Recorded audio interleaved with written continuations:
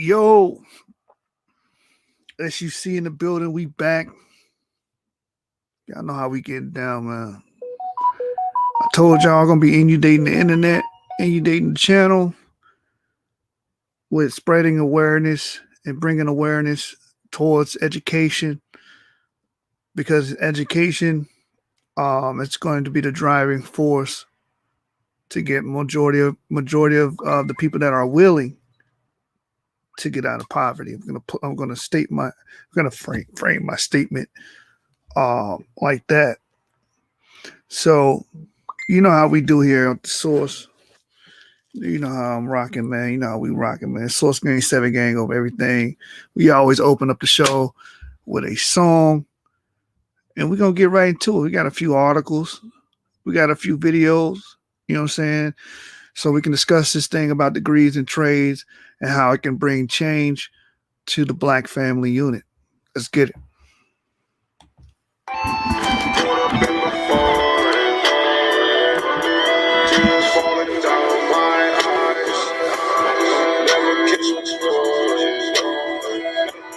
Taurus 45 on my side.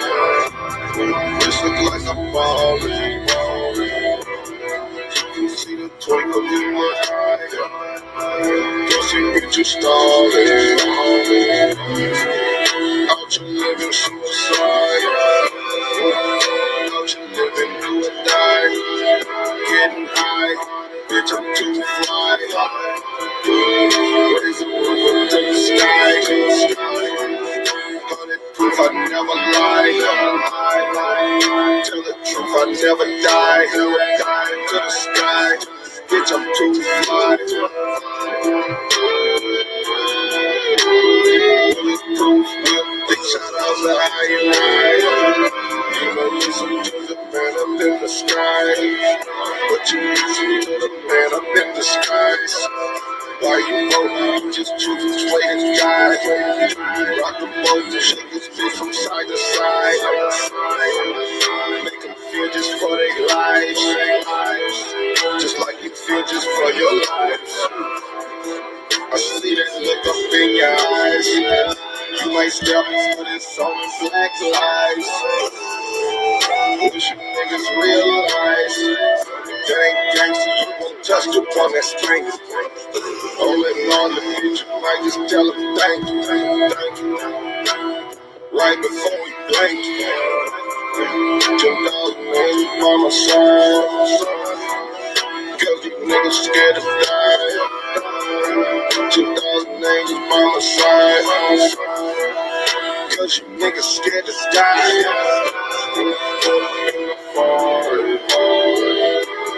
Tears falling down my eyes. Never get you Taurus 45 on my side. This look like I'm falling. You can see the twinkle in my eye. Cause you get you started. Out you living suicide.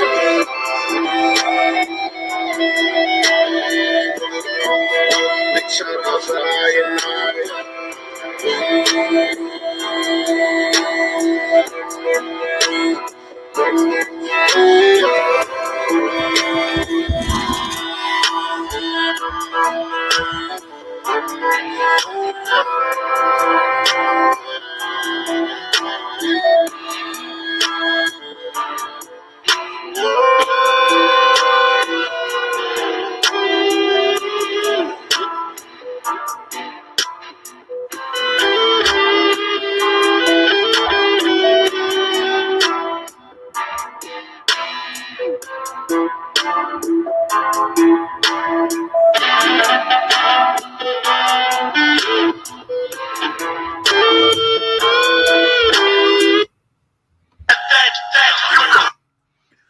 All right, man. Shout out to Neo, man. O-N-E on SoundCloud. That song was 10,000 Angels by My Side. I love that song, man. I thought it'd be a great way to open up the show today. But y'all know, it's business as usual. Today I'm pushing degrees and trades and how they can bring a change to the black family if you guys haven't noticed or haven't been watching the channel, we covered scam artists in the black community. And I'm watching many of the cases of this in particular. This was Polite victims. They were making expose videos via YouTube, and I'm watching many of the videos, and I seen a repeated theme. And there was a repeated theme in each video. The theme was every victim that got scammed by Polite said the same thing. The reason why they fell for it, or one of the reasons why they fell for the scam, for the okie doke, is because they wanted financial freedom. They wanted to be able to change their lives, alter their lives, alter their income. We watched a video of a single mom that fell under the scam that Polite was pushing, and she ended up losing $500. We didn't get to watch the brother, but he spent $3,500, and they basically were saying the same thing, that they were trying to pay for financial freedom. They wanted a quick way out. They didn't really understand the lingo. Polite was spitting at them, and I explained that in the video, so you guys can check that out. But what I'm extrapolating from that is they all want to alter their lives. They're tired of living paycheck to paycheck, barely getting by. They want a way out. Problem is, they're looking for an easy way out, and like we explained on that show, 9 times out of 10, the easy way out is either going to be illegal or it's going to be a scam, and that's just how that's how life works. It's the rarity for someone to become that football star, superstar, actress, or award-winning actress, or actor, or musician, or rapper, or singer, or what have you. That's a rarity, or it's a rarity for you to hit the lotto. If you want something in life, you have to earn it. You're going to have to earn it. And I know in the social climate that we live in, and the narrative that the liberals push on our people and try to force us to believe, we have it. We think someone owes us something, and that's up to debate. Maybe we can argue that who owes us for whatever happened. But here's the reality. Until we get up and get stuff and get resources and get skills for ourselves, no one else is going to do it. It's like I always explain when I'm speaking with brothers and sisters in the back chat or whatnot. No one's going to do anything for the black community. No one is going to pick you up off the ground and elevate you to a status. It's just not going to happen. If you look at the politics, the political realm, you have to understand it's a numbers game. Majority rules. This country is over 70% white American. That means over majority of the political issues that are going to be solved and catered to is going to be towards the white American cause and plight, whether you like it or not. They are the majority of the country, so most of the attention is going to go towards them. So we have to realize that, and the quicker we realize that, the quicker we can start being solution orientated and become self-sufficient. I say all that to say this to preface this video, because we live in a social climate. We live in a time period where, we'll put more effort into things like Black Lives Matter. We will advocate for reparations, which in the United States legal code and the amendment, the 14th Amendment, right, in the Constitution, it clearly states that the United States does not owe any debts pertaining to slavery. That's just a fact. So at this point, that's a moot point. We have to become more pragmatic and strategic the way we move. Doing those things, going to Black Lives Matter, advocating for reparations. Those things don't bring anything but promises, empty promises at that. The Black Lives Matter leader just purchased a home, a multi-million-dollar home. So we can see clearly what they're doing with the money from their donors and the people that were lobbying, the people that was upset. That's called race hustling. All she did was race hustle a bunch of black people, got you upset about some cop slings, and all it did was make her pockets fat. She bought a Cadillac dealership, and she also bought a multi-million-dollar home. So that broke the news just this week. So you guys keep pushing this narrative as if we're going to sit back and we're going to get some help with our problems and our social issues. You're going to be waiting a long damn time.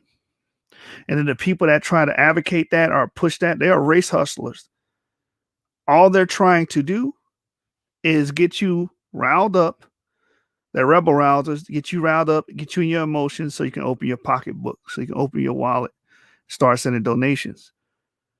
Look at Jesse Jackson. Look at Reverend Al Sharpton. All these people that are quote unquote pro-black are getting money from the black community and not doing nothing with it to advocate or promote the black community. All they're doing is filling their pockets. So the best thing we can do as a community, the best thing that we can do is become self-sufficient. Not look for a race hustler to advocate for you. Not hope and pray for reparations. Not look for a government official to rain down money or rain down any kind of gifts that could help our community. It's just not going to happen. Like I stated before, and I prefaced this statement with this country is 70% white American. You have to just accept that fact. So they're the priority. We're not the priority. And we have a whole political system that was designed to keep us a permanent underclass.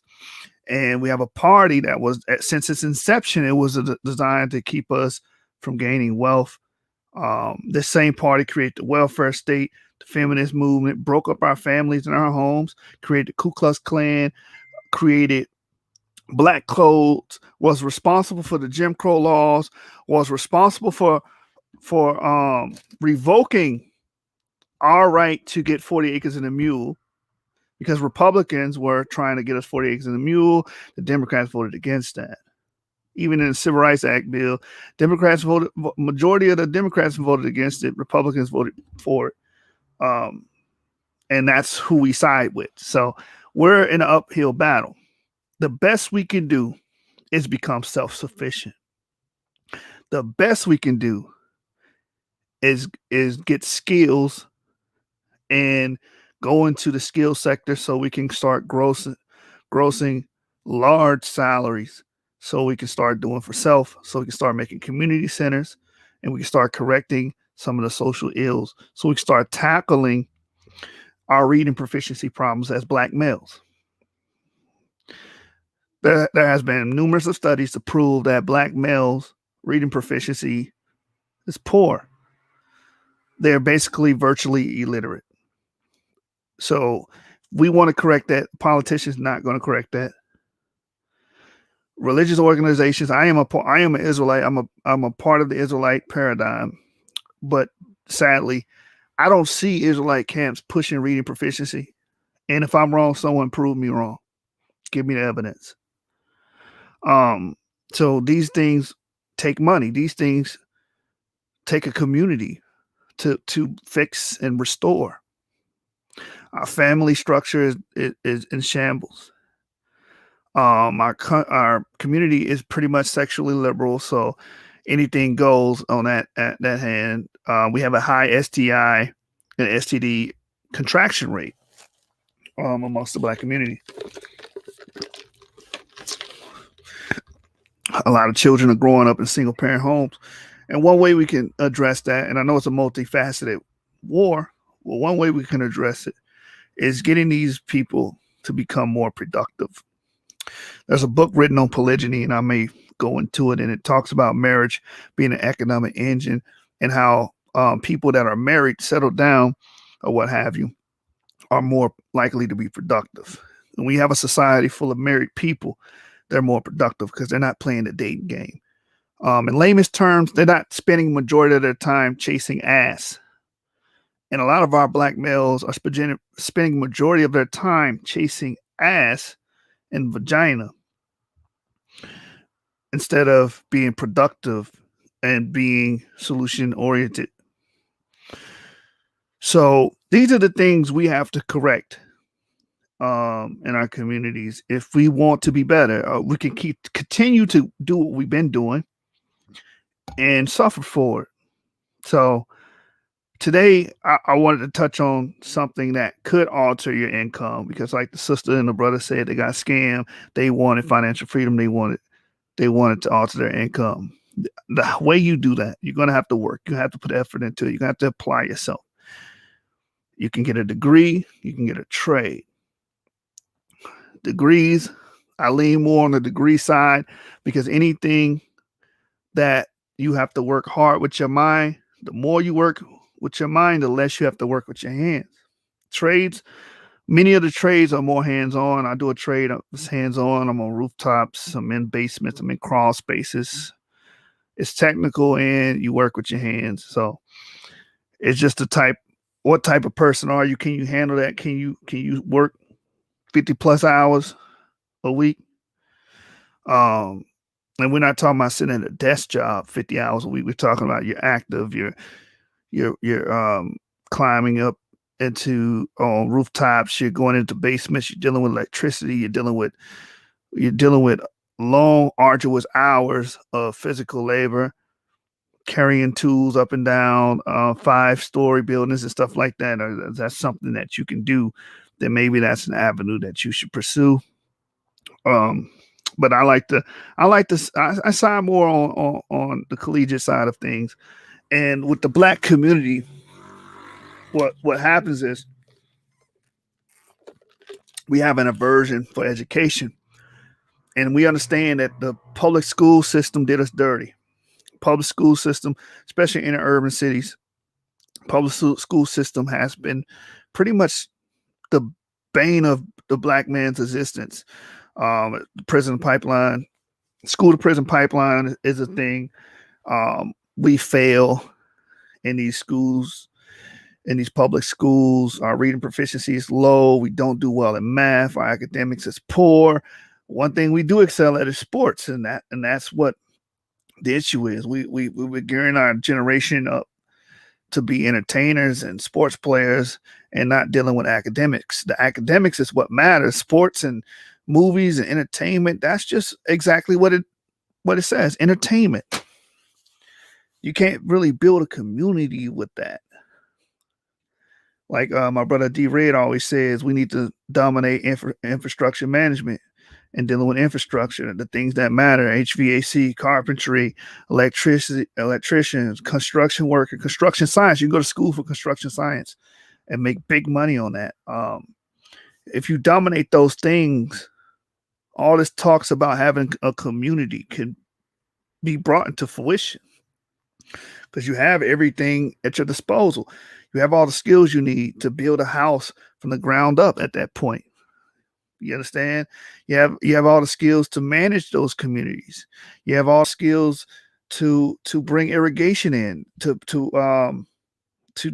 all of the multifaceted things that you would need to maintain and run a community. See, we talk this talk about, black people doing these great things, this black utopia that some camps may advocate for, some religious institutions may advocate for, the Moors, I know they talk about that a lot. Do y'all really know what type of work that's going to have to require and what we would have to do? We would have to break into these fields. Shalom, brother. Shalom, Sean. Shalom, Big Mac. Shalom, God of War. God of War, Gabar. We will have to break into these fields. We will have to gain these skills. We will have to get these degrees and these skills and these trades. And many of our people have an aversion to learning a skill and learning a trade, or learning or going to get a degree in something that matters. Our people, we already go to school for arts and education. I've covered that in shows prior. Maybe I need to bring that back up. Those jobs don't really pay that well. And if you're working at a fast food joint and you're the manager, I think you're the perfect candidate to go and get higher education, because you already have skills as far as a manager, and you have work ethic. A lot of times we talk to these people on the internet, they don't work, they don't do anything, and it's of course to no avail to them. They don't aspire to be anything. At least that person that might be working at the fast food joint, or may got 2 jobs, or might be a manager at a joint like that. At least we can get to them and convince them that, hey, you can get a higher paying job. Cool Hand says the education system is used for indoctrination to keep people down. That is my complaint. But if we teach and learn the right things, we can definitely get good value. Well, of course. So again, like I said, I preface this, like we all talk about, we learn about George Washington and we learn about white values in school or whatnot. That's true. But again, this entire country, this government, majority rules. 70% of this country is white American. So, of course, the public school system is going to be geared towards that. I'm from Texas. We had to learn about Remember the Alamo, James Bowie, and Sam Houston, and all those cats. We learned Texas history. We learned it from a white perspective, from the people that were the victors. You understand? Hey, that's what's up, Gotta Work a Bar. It's never too late. The brother said, I'm just starting to go back to school, get my high school diploma and a trade in HVAC. There you go. And it's gonna pay out. It's gonna pay out, brother. It's going to pay out. Let me address Cool Hand. All praises to that, brother. God of War. It says, we're going to learn these things because white Americans are the predominant race, quote unquote, of America. So they're going to cater to them. They are a priority. White America's priority. So the school system is going to be geared towards them. Like the high school I graduated from, you will see all the black students in regular class, regular math, regular reading, regular all the core classes, right? Regular science class, regular chemistry, whatever. And then majority of the white students would be in pre-advanced placement classes or dual credit classes. But majority of our people will be in the regular classes. So it's geared towards them, but we gotta be more. What's the word I'm looking for? We gotta be more. We have to have more of an education mindset as a community where it's our children that's going to advanced placement classes. We're pushing our children that, but this class is not for the children and not what happened in school. We know the school system screwed us over. This is for adults that should be continuing in education. Get out of that dead end job. Here's the thing. They're fighting right now to raise the minimum wage. Minimum wage laws hurt black people more than anybody. It's one of the most anti-Negro laws on the books. And that's a quotation, by the way. Raising the minimum wage is not going to help us. You're expecting someone to pay you $30 to make tacos. Listen to yourself. I want you to stand in the mirror and say that to yourself. You know what I'm saying? And just see how silly that sounds. Oh, someone should pay me $30 an hour to make tacos, to make hamburgers, to make... Anybody can do that. That's unskilled labor. You get that type of money or more with having a skill. That's what makes it valuable. That's why they pay out so much. because you have armed yourself with something of value. Like the brother said, he's going to school for HVAC, heating, ventilation, and air conditioning. That's what I do for a living. Not that many people can do that. That's why they pay well. That's why they pay well. If you're a fry cook, you're not going to make that much money because anybody on the street can learn how to cook chicken, fry chicken, man. It's just that simple. Sean Harris says, I think that Ox don't really know that they can get financial aid for higher education, no matter how old you are. And most of the time, you can get 100% financial aid for classes and books. That is the truth.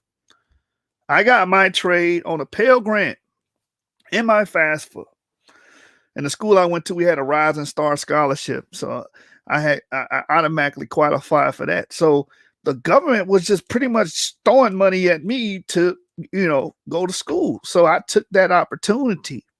It's like the show we did prior where it says a lot of times we follow our passion and we miss out on tons of opportunity.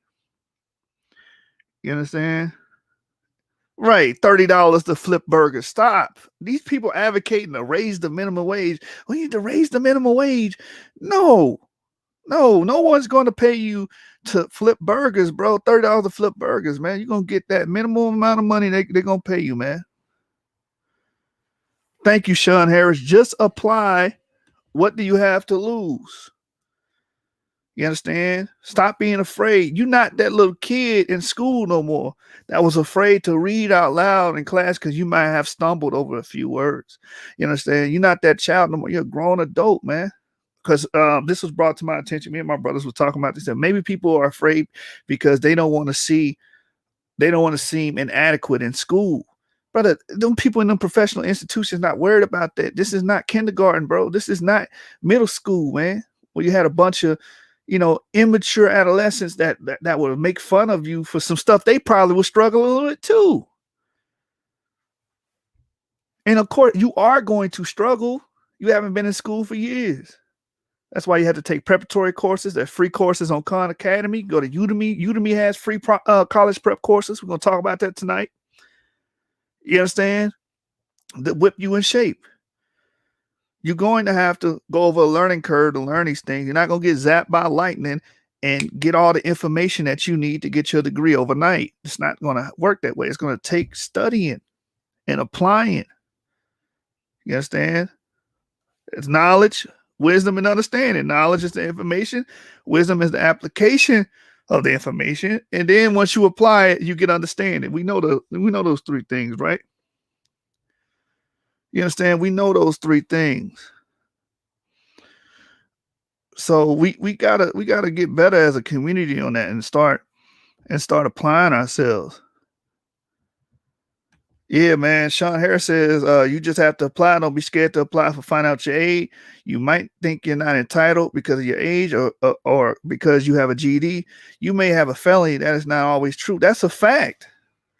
A lot of y'all haven't even used y'all Pell Grant, so y'all still got it. You can still go to school. You understand? Cool Hand says, I fully agree. My comment is more a rant and a personal complaint. We will definitely need skills for the now and for the rebuild. Yeah, so we know that the public school system is lopsided. It is not going to favor our people. That's just how it is. It is going to teach white culture because they're the predominant people. But all I'm saying is we glean from it what we can. Like Paul said, use this world, but not abuse this world. You understand? We need to use these things that we can so we can put ourselves in better positions in life. Put our children in better positions in life. Because it's not just about us. It's the people that depend on us, our wives, our children, our mothers. You understand? We got to get back to the point where we can take care of our elderly again. You know what I'm saying? It's supposed to be your parents take care of you when you're young and vulnerable. And then when they get old and vulnerable, you take care of them.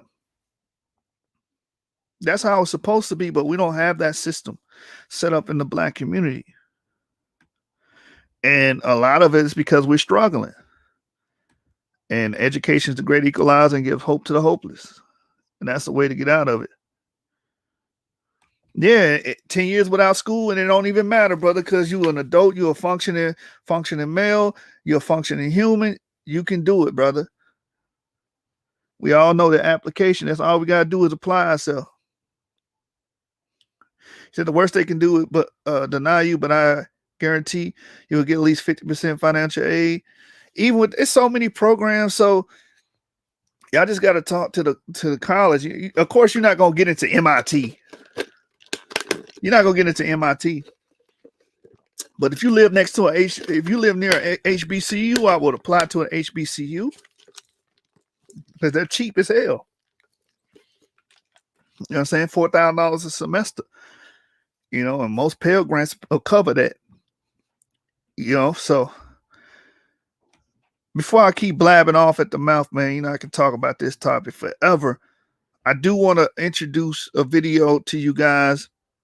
This sister is going over some jobs in the tech field. So if anybody's interested in looking towards the tech field, and listen, you can learn these skills for free. There's plenty of YouTube videos, Khan Academy videos, and Udemy videos that you can look at and apply yourself on your free time, take notes, and learn how to code and program on your own.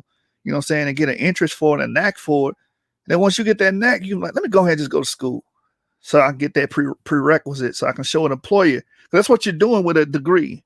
Degrees is to show the employer that you know what you're talking about, or you at least have the basic tools to work with and work for that job or work for that employer. You know what I'm saying? Yeah, and I agree, Sean Harris. Take your Pell Grant and go to a trade school if you choose to. Yes, you can do that. That is a viable option. You're going to make money, but you have to be willing to work. Like the brother said, he's going towards HVAC. In this field, you're going to be required to work. You're going to do long hours. Depending on what part of the country you're in, you're in the East Coast, prepare to work in ice conditions, snow conditions, negative temperatures, and also prepare to work in hot temperatures. If you're in an attic, you're going to be in an attic a lot. Add 30 degrees to the outside temperature, and that's the temperature you're going to have to be able to work in. What we always tell each other is you got to look out for you and your coworker or yourself. What you do when you're in an attic, in a hot attic. So if it's 90 degrees outside, the attic's going to be easily 120 degrees. You understand? It's going to be 120 degrees. How do you know you're going to dehydrate? You count your sweat. At first, your sweat's going to be dropping fast, so you're going to hear that thud hit the planks in the attic. You're going to hear it. Once it starts slowing down, get out the attic. You're about to dehydrate. So those type of conditions, you have to be ready for and prep yourself for. And they're not going to tell you that in school. You know what I'm saying? That's stuff I learned in the field. Brother said, like you said on the last one, we need these trades in this schooling to be able to keep our families together because the system is built to keep our families apart from the lack of education and skill. That is correct, brother. That is correct. This is why they want us all on welfare. This is why they want most of our males to be incarcerated. This is why, because it's easier to control us that way and keep us where they want us as a permanent underclass here in America. Brother says, I also follow a YouTuber that talks about starting businesses, JT Hustles. I think the brother went to jail, got out, and opened his own business. So he has a goal to teach others to build their own business fast and without a ton of money needed. Like Gabar just posted that he wants to go into HVAC. Depending on what state he's in, he can go into business for himself. I'm from the state of Texas. So in the state of Texas, they require 5 years of experience, and then you can apply for your contractor's license. And once you get your contractor's license, you can then go into business for yourself. And that contractor's license just lets the state know that you are qualified to service HVAC, buy and sell HVAC equipment. So it varies different states. I know the state of Arkansas, they don't require that. So if you're in the state of Arkansas, California, you're in California, so you're going to make buku money in the summertime. You know what I'm saying? Buku money in the summertime.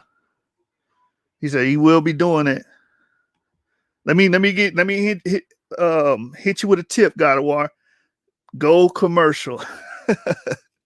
That's where the money's at. There's money in the residential HVAC, but commercial, I'm gonna tell you, is better. I'd rather deal with a restaurant than a homeowner, because restaurants, they're gonna pay their invoices on time. They're not gonna lip about the payment. They're gonna lip about the cost, and it's not gonna be no emotional drag on it. With a homeowner, it's like, oh well, I just sent my 2 children to college, and I don't care nothing about that. Your air conditioner's working now. Pay your bill. With commercial, it's not like that. And the equipment is bigger and easier to work on. Residential is usually more small, compact. And, if you're like me, I got big hands. I don't like putting my hands in that small equipment, you know what I'm saying? And so that's just a tip right there. Yeah, man, commercials. Commercial. If you don't mind working on a lot of rooftop, because a lot of commercials, if you ever, if you're in a parking lot at like a Wingstop or something, if you step back far enough, you can see the AC units usually on the top of the units, the big square box units.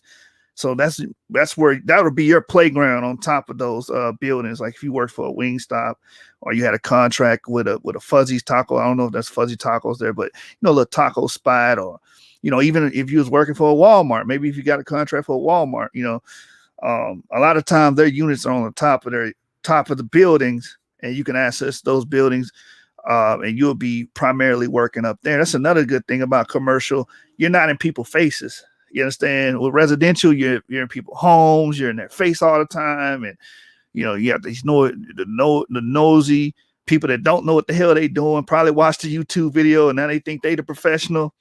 Well, in commercial, they leave you the hell alone. You can get on top of the roof, work all day, have your earphones on, listen to music, chilling at work, So I would always advise anybody that's going to HVAC, go the commercial route. Don't do the residential route, brother.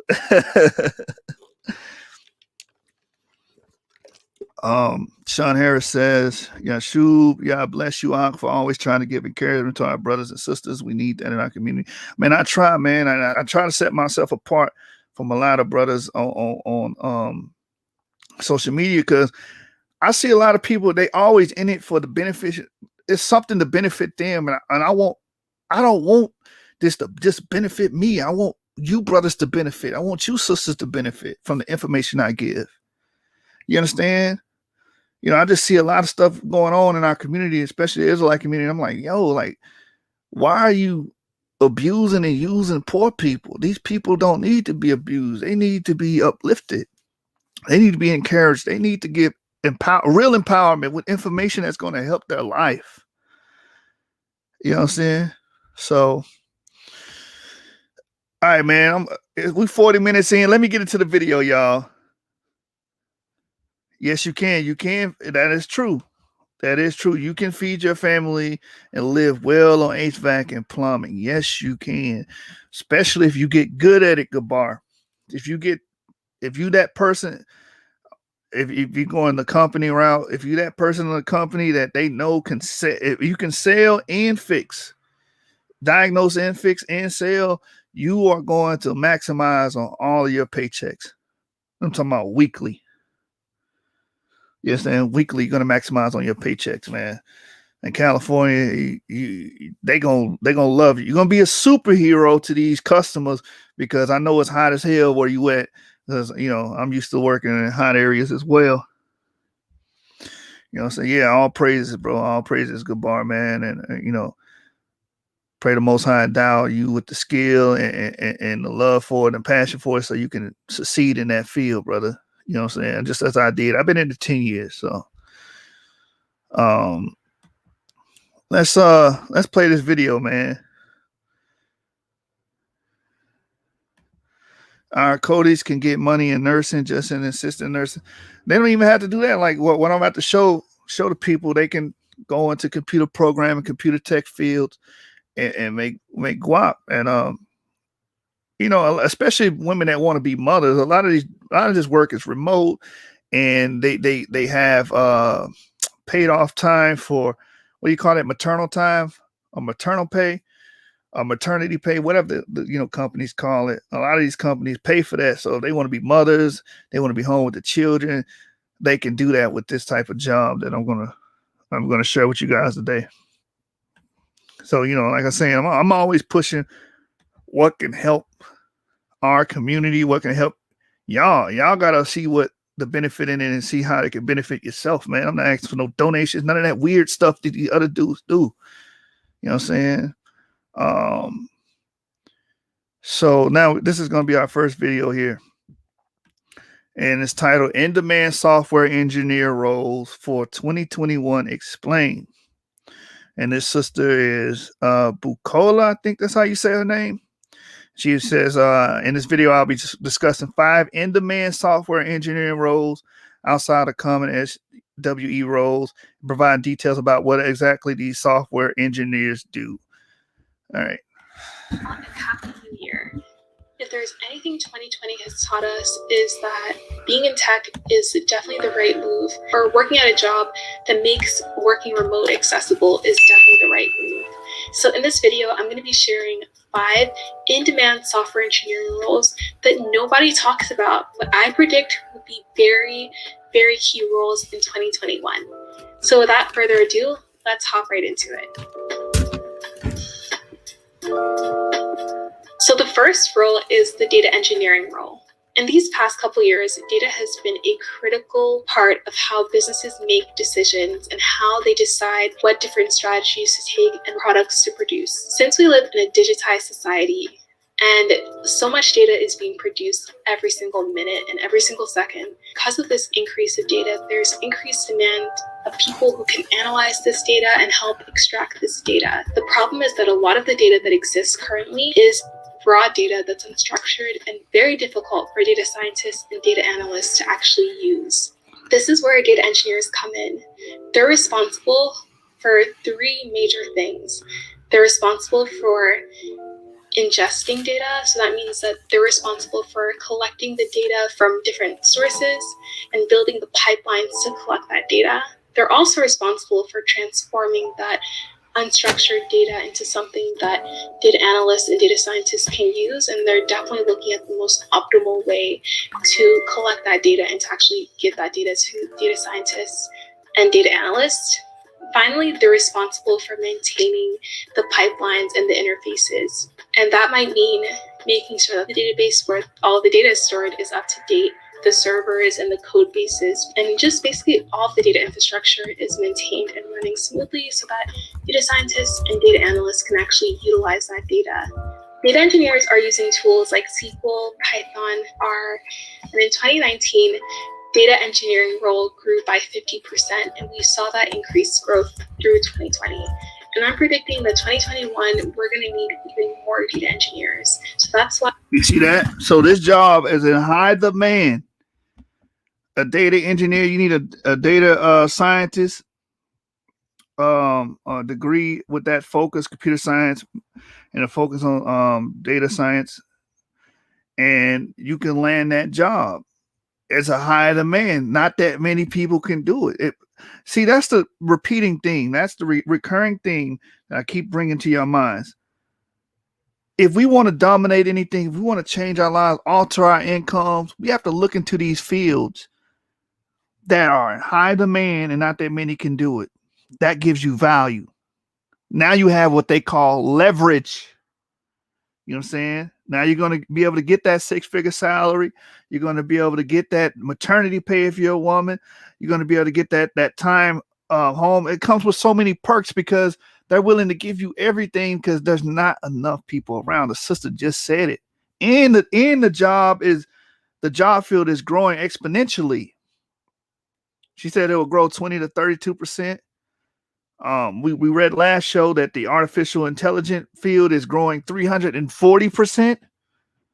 So they're going to need more people to fill these roles. The problem is there's not enough people to fill these roles. And this is where you brothers and sisters come in. You can step in, get the necessary prerequisites to actually get into these fields, unless you think you can learn it all online on your own. That is a lane that you could go. You could learn how to do this on your own and be self-taught and apply for it. But I always recommend getting that prerequisite because, again, that degree is a paper that tells your employer that I have the basic tools to do the job. That's all it is. A degree is not a paper that says I am qualified to argue with Negroes on the internet. Because I know some people think that's what it is. Paper that says I have the basic tools to do the job. That's what that paper, that's what that degree is for. That's the purpose of it. The primary purpose to get a degree in the United States of America is for employment. Don't let anyone trick you and say it's some other reason.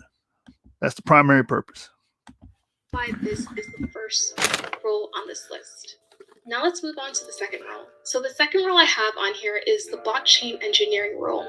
If you've been following Bitcoin, you know it's been one of the most important financial innovations of this past century.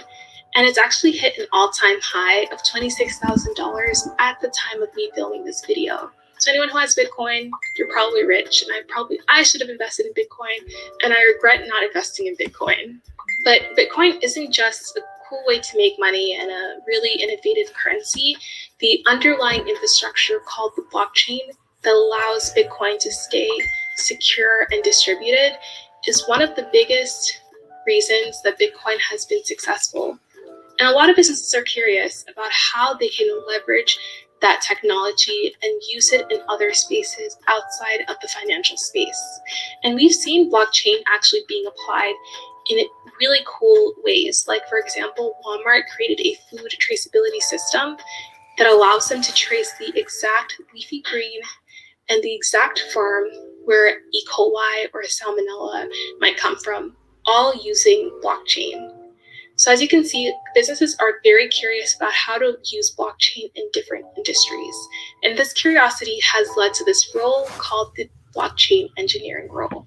So blockchain engineers are responsible for building blockchain solutions for different businesses. So they not only need to know how to actually build the blockchain, but they also need to understand the business's needs and how blockchain can actually help the business.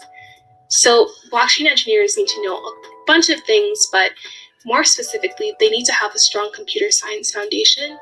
On top of that computer science foundation, they need to know how to build blockchain. So they need to know about smart contracts, cryptography. They need to know how to make dApps. They need to know everything related to blockchain.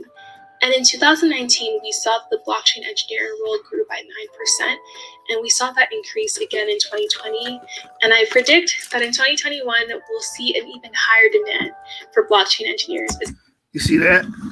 These fields are steadily growing. These fields are growing.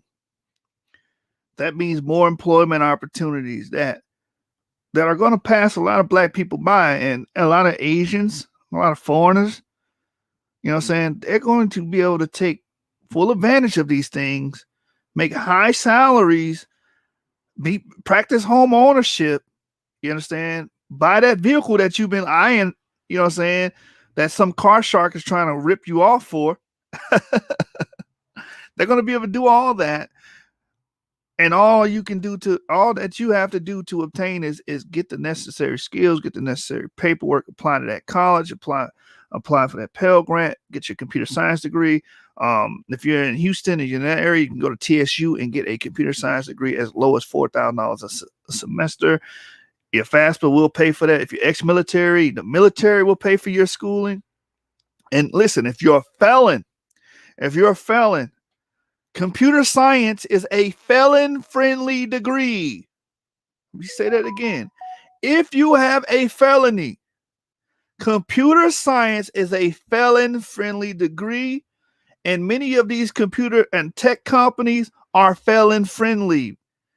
Why? Because you don't have to work with people directly. That's why Google is felon-friendly. They have a felon hire program. And they have one of the highest payouts as far as software development. So all you brothers, and you know what's funny? I want to tell y'all this. Because Black people full of excuses. This is one of the major Black excuses they have. Well, why would you tell me something that you're not doing? So wait a minute. Are you telling me that I have to go get a felon, do prison time, get out, get a degree, a felon-friendly degree like computer science, and then land a job before you would do it. Now, how irrational does that sound? How illogical does that sound? In that case, everybody on the channel should be in the field of HVAC, since that's what I do. No, I'm going to advise you the jobs and degrees that give you the highest payout, that are viable choices for the black community. You understand? Hey, and guess what, brother? You in the right field, because HVAC, they gonna hire you. HVAC is felon friendly as well. You understand? A lot of our people, we use these things as crutches because we're either afraid to do better or we don't want to do better. Some of us complacent in the low position that we are in life. We're complacent. We're okay with it. That's not cool, man. We got to learn how to, especially as males, because that manly spirit got to rise up in you again and not be satisfied with living at the bottom. You understand? So let's continue the video. You know, I can talk for long stretches of time. So let's let her talk. Especially with blockchain hitting an all-time high in December. Now let's move on to the next role, which is the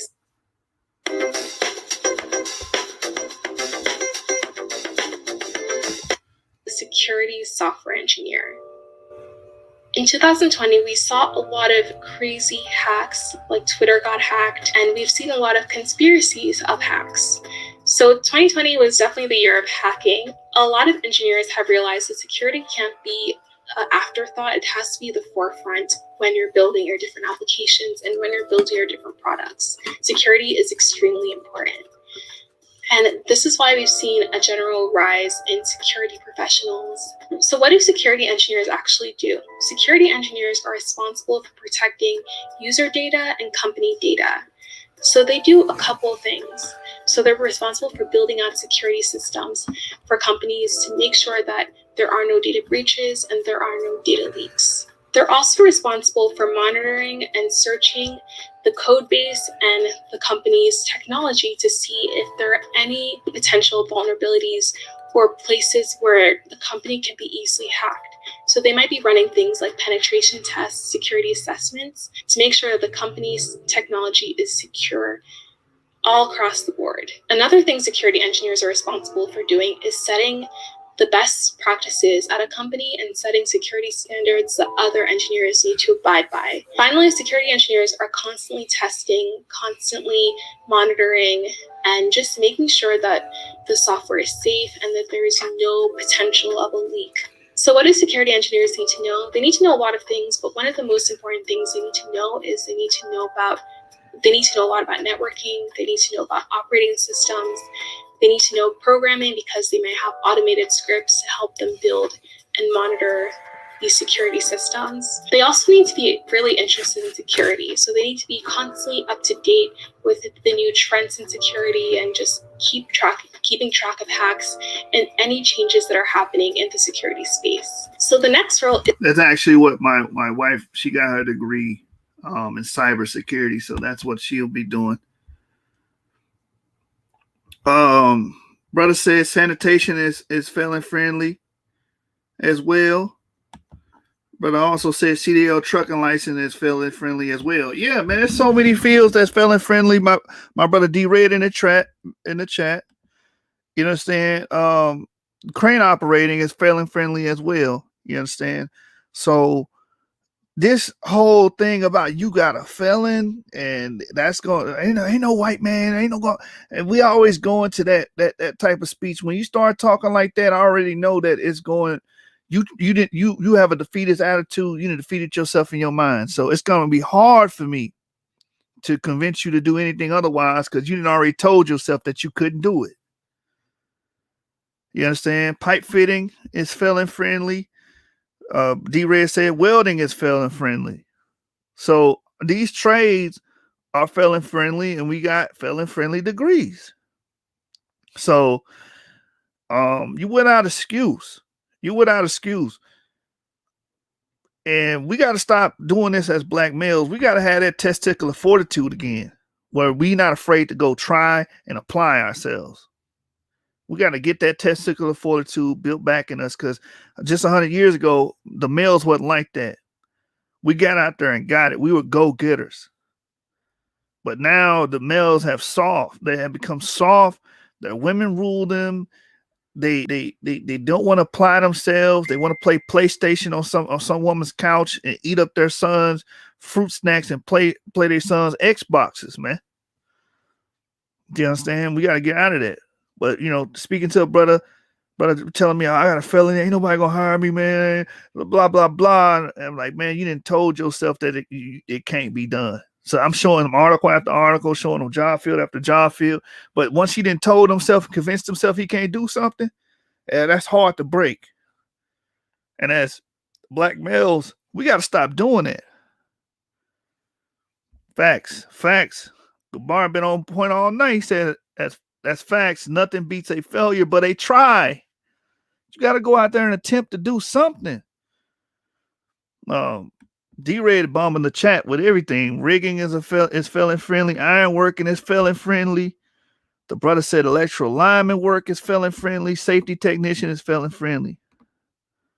Scheduling and planning is felon friendly. Like, again, you brothers hit me up talking about, oh, I got a felony, bro. That ain't gonna get it. That's not an excuse to not try and apply yourself. There's so many fields that you can go into.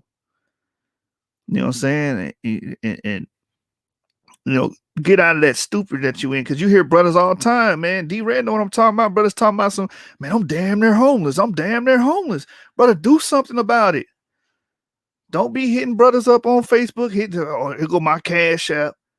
No, brother, this is what you do to change your life, man. Go get a trade. Go get a degree.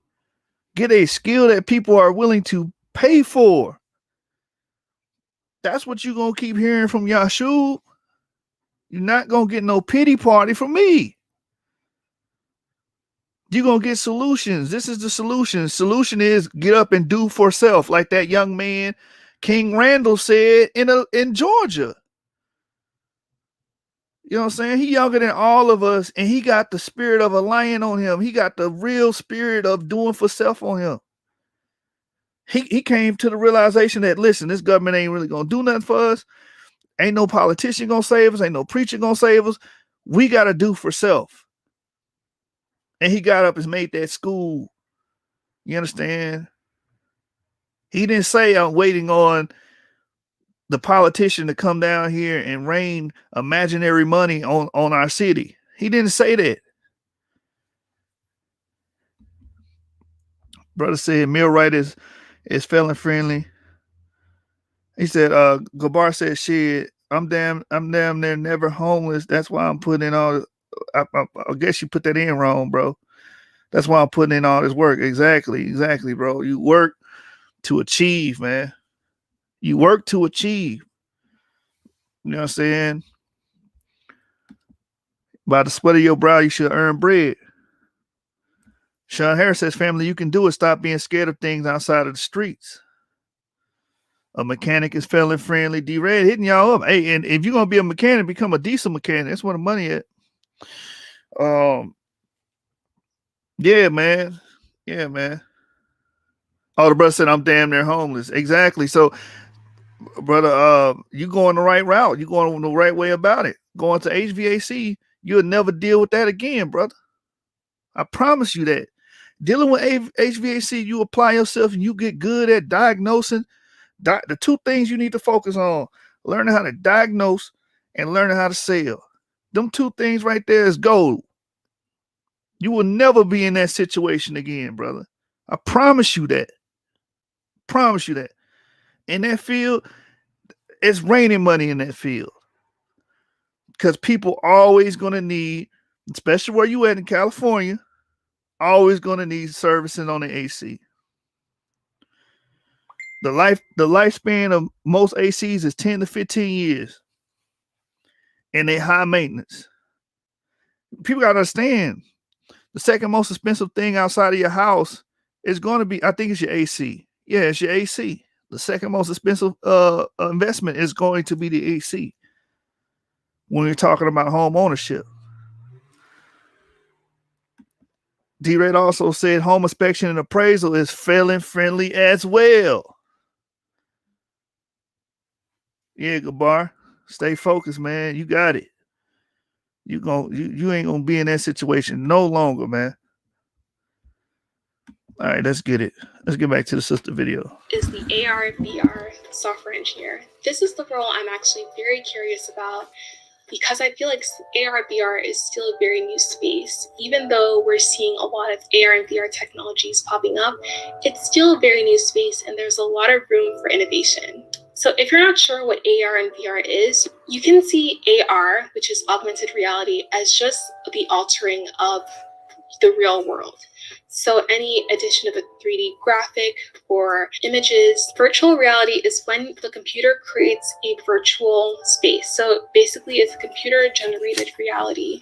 So you'll not only see AR and VR in video games and in social media, but a lot of businesses have been curious about how they can apply AR and VR to different spaces. For example, because we've all been quarantined for like 9 months, now, a lot of companies are curious about how they can actually create software that allows people to travel without leaving their homes. Another way I've personally been seeing AR and VR being used is in creating virtual meeting spaces. So instead of going into the office, companies are creating these workspaces where different employees can hang out virtually without actually having to see each other in person. Honestly, I think that there is so much that's going to happen in the AR and VR space, and it could be a good idea if you're interested in it to hop into it now. But before we talk about what AR and VR engineers are using on a daily basis, let's talk a little bit about what they're responsible for. So AR and VR engineers are responsible for developing AR and VR prototypes. They're responsible for debugging them, testing them out, and analyzing them. So they're basically just involved in any sort of AR and VR prototyping and creation. AR and VR engineers have to know a bunch of things. They definitely have to know C++, C#. These are the languages that they are using to actually program out these virtual spaces. They also need to know software like Unity and Unreal. And you might also find them doing some 3D modeling, some linear algebra to make sure that things are operating as expected. So that's what you have for AR and VR engineer. So now let's move on to the next role, which is the SRE role. SRE role, I don't know about you, but I've been seeing so many SRE positions open on like Glassdoor and on LinkedIn. I feel like it's this hot new role. And it's a role you'll usually see at larger companies that have more data centers and more complex problems and issues with scalability. Site reliability engineer is a role that was created by Google in 2003. And SREs are responsible for making sure that a large-scale website is running and it's available at all times for people all over the world. The SRE role was developed to actually automate out large operation teams and large system administration teams, and think about how software engineering principles and programming can be used to actually automate these different roles. So you'll see SREs involved in so many different things. Some of them are involved in how code is rolled out to different users. You'll see SREs responsible for actually monitoring the site and seeing how the performance of the site is. You'll see SREs responsible for scaling the site and scalability. Finally, you might even see SREs on call. So a lot of them might have to be on call when a site is down. They might be the first line of contact to figure out how to fix the site. There you have it. Those are the 5 software engineering roles that you want to look out for in 2021. So let me know down below, was there anything you were interested in learning more about, any role that really stood out for you? And thank you guys so much for watching, and I'll see you guys next time. All right, so that was a video by the sister. She was giving a few fields, a few jobs, demand jobs, and even on the screen right here, so I am a product designer at Facebook and I make $207,000 a year. So again, these positions are lucrative. The degree, like I said, HBCUs have computer science programs. It's time that we start utilizing them. The HBCUs are very inexpensive, $4,000. You can't beat a TSU. If you're in the Houston area, TSU has a computer science program, and it's only $4,000 a semester. That is cheap as hell. That is cheap. You understand? Of course, if you're talking about going to MIT, that's the big money. We're not worried about that. We just need the paper that says I have the basic tools to become to do the job. You don't have to get an MIT or a Harvard or whatever the big names are, these big universities. You don't have to go to these big universities to get the degrees. Yeah, exactly, Gabar. She is getting that bread. You understand? And what's interesting about this sister is she actually didn't go to school. She taught herself how to program, and then she was able to land a job. So you can go to her channel and see her story. That is a viable route, but most people are not as driven to do something like that. So I advise most people, if you're going to go this route, go to the college degree route. But if you can do it, more power to you. Train yourself. But you might want to go to an organization to get that structure. Now, the next video I want to do is the tech salaries. You understand? So you guys can see, get an idea, a glimpse how much money people in the tech field actually make. So right here, let's go tech salaries. All right, forgive me. It's not. I know how important it is to have a black face on this, right? But this one is not a black face. This is an Asian. Well, Chris is using this person. Tech Lead here. Welcome back to another exciting episode with your host, ex-Google, ex-Facebook Tech Lead. Let me get a disclaimer. Oh, why you didn't show a black technician? I did actually plan to show y'all a black technician, but I forgot the damn name of the damn video. And I was trying to find it. If I can find it, I will show it to you. For some of y'all, I know that's so important to y'all. We need a black face up there, But I wanted the point still gonna be made because again, this person is he's a good YouTuber, and he actually has done this for a living, and he knows his stuff. So we're gonna play him, and if I can find the brother, I'll play him as well. Today, we're going to be talking about money. How much do software engineers really get paid? And I think that there is a lot of misconfusion going around here. The public perception seems to be that software engineers get paid some six-figure salary, even 100K, whereas in reality, it's actually far higher than that. A lot of you guys were You heard what he said. It's far higher than that. surprised when I said that junior entry-level engineers get paid 200K at FANG companies. And they do, they really do. By mid-career, after 3 or 4 years, software engineers are doing 300K or so in salary. By senior, they're doing about 400K. My last job over at Facebook was paying 500K. And then if you include the sign-on bonus, it was like a 600K income for just 1 year of work. Did you hear that? 600K income for 1 year at work. Of course, he's talking about the Silicon Valley, right? He lives in the California area. He lives around Silicon Valley. And a lot of those jobs like Google, Facebook and stuff like that are there, and they hire and they pay the highest salaries. You understand? New York, if you're in the New York area, Google is located in New York. You should be trying to work there. Did you hear those numbers? Entry level made $200,000 a year. You understand? Hey, brother's going to hear that, and that's not going to register to him. Sister's going to hear it. It's not going to register to him. Maybe to the sister. Sisters go to college.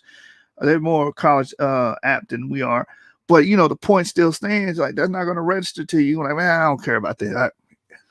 Somebody, but, I'm going to touch somebody that's listening. Somebody going to actually apply themselves and land a job at one of these big tech jobs, man. And they're going to be a very happy male or female, he or she, whoever that may be. You know what I'm saying? And that's what I do it for. You know what I'm saying? I might can't get y'all, but some of y'all are gonna hear the message. Somebody gonna receive it. Let me rewind that. Maybe I didn't hear that. Let's rewind that. Talking about money. How much do software engineers really get paid? And I think that there is a lot of misconfusion going around here. The public perception seems to be that software engineers get paid some six-figure salary, even 100K. Whereas in reality, it's actually far higher than that. A lot of you guys were surprised when I said that junior entry-level engineers get paid 200K at FANG companies. And they do, they really do. By mid-career, after 3 or 4 years, software engineers are doing 300K or so in salary. By senior, they're doing about 400K. Also, he said at FANG companies, that's like that's jargon. FANG is Facebook, Amazon. What's the N? I can't remember what the N is. Whatever the N, Netflix, yeah. Facebook, Amazon, Netflix, and Google. Those are the 4 big tech jobs that you need to look out for if you're aiming for this degree in computer science, computer software engineering, cybersecurity, stuff of that nature. These are the highest paying jobs: FANG, Facebook, Amazon, Netflix, and Google. This is what he's talking about, starting off $200,000 a year. And then getting $300,000 a year, then getting a bonus. Come on, man. I better wake the hell up. Can our people get some of these jobs? And I'm not saying there are black techs that get some of these jobs, but I'm talking to our community, the Israelite community, the religious community, the community, the quote unquote conscious community. Can some of you guys, take advantage of this instead of getting scammed by Polite and buying these tonics that don't work and buying into some other religious program? No, this is what you should be spending your time, money, and energy on: your education to benefit and better yourself. Instead of trying to benefit someone else's pocket, benefit your own pocket for a change. Let's get it. My last job over at Facebook was paying 500K, and then if you include the sign-on bonus, it was like a 600K income for just 1 year of work. Software engineers get paid a lot, and I want to explain for you how you too can achieve these levels of income, because there are some tricks involved. First of all, you need to realize that there are 2 factors at play here. Number 1 is which company you work for, and number 2 is where you do it. The cream of the crop companies where you will be able to get salaries like this is Silicon Valley top-tier tech companies. We're talking about Facebook, Google, Apple, Amazon, Netflix, maybe Microsoft in Silicon Valley, because geography really matters. I've personally checked the internal compensation tables before, and salaries just totally depend on location. The fact is, most of the world doesn't view software engineering as a white-collar job. It's more like a blue-collar, low-class type of labor. I have a brother, he was working a 120K programming job in Silicon Valley, moved to Japan because he wanted to be there, and then he had to put up with like a 60K job over there. And I've heard stories like this over and over. And that's another thing too. You got to be nomadic. When you get your degree, you got to be nomadic, man. Move to where the money is. You understand? Move to where the money is. Move to where the job market is vibrant and booming. And it's gonna be enough money that you can move your family. It ain't like this ain't gonna be maybe I should. No, it's like, look, man, we're gonna be making that money. That's what I'm saying. And that's why I appreciate about Austin, Texas, because they're becoming a tech hub, and a lot of these big companies that he named are moving to Texas as well, and starting to have their businesses there. So a lot of job opportunities are becoming available in that state. You know what I'm saying? So these tech jobs, man, it's a big tech boom that's going in this country, and we should be taking advantage of it, man. We should be taking advantage of this. Over again. So that's the first thing, geography. If you're a software engineer, I recommend checking out Silicon Valley. Maybe just fake your address on your resume and see if you can apply and what type of offers you may be getting. And if you actually get something interesting, take a flight over and do the interview and just move over. Because Silicon Valley just pays better. The entire culture, the respect around the profession of software engineering is just at a higher level. Now, the other factor is which company you're working at. And you really have to take a look at these top tier tech companies. It's like most companies are paying some amount, pretty average, above average, and then you look at Facebook, Google, and it's like much higher than that. And there's a number of reasons for this. One is these top tier tech companies, they can just afford to pay more because they're making so much money and they have their pick. Of course, you have to be extremely qualified. I think a lot of the numbers you generally hear about software engineers making 75K, 85K, maybe 100K, those are usually quoted from, say, base salary amounts from people working in startups where the equity is worthless, or from smaller software engineering firms around the country, which is pretty common. Now, Silicon Valley may be the most concentrated area for high-paying tech jobs, but there's also other areas like Seattle, LA, New York, and then some areas like I hear Switzerland pays pretty well as well. Now, if you're living anywhere else, I might recommend looking into these global top-tier tech companies because they still would generally pay higher because they have that culture of respect for software engineers. So I'll quickly run over the salary breakdown for you. Software engineers, they're generally categorized into levels from level 2, 3, 4, 5, 6, 7, 8, and I'm Nick Nimmin, and I'm a StreamYard user. For the last 6 years, I've been live streaming 9. Level 2 is like interns. They may get paid 85K or so, and they only work 3 months or so. You really start in at level 3, which is entry-level software engineers. A standard package may look like 110K base salary, plus 15% performance bonus, plus another 150K stock over 4 years, and then maybe another 50K in sign-on bonus, which brings out the total compensation in the first year to about 200K. And that's not even all because you also get equity refreshers. The way refreshers work is when you sign on to a company, you usually get stock over 4 years. But after 4 years, all of that stock just dissolves. There's nothing left, and then you just quit the company. So in order to retain people, companies will usually continue to offer you about 1/4 of your stock every year. So after the first year, you usually get another 1/4 of your stock and so on. And your income just builds such that by the time you get to your second or third year, you're actually pulling in like 250K even. By that time, you may also just get promoted to level 4, which is considered a solid individual contributor, somebody who doesn't need any handholding and who can just take on tasks start to finish completely on their own. This is mid-level, probably the broadest range, maybe 70% or so of software engineers are in here.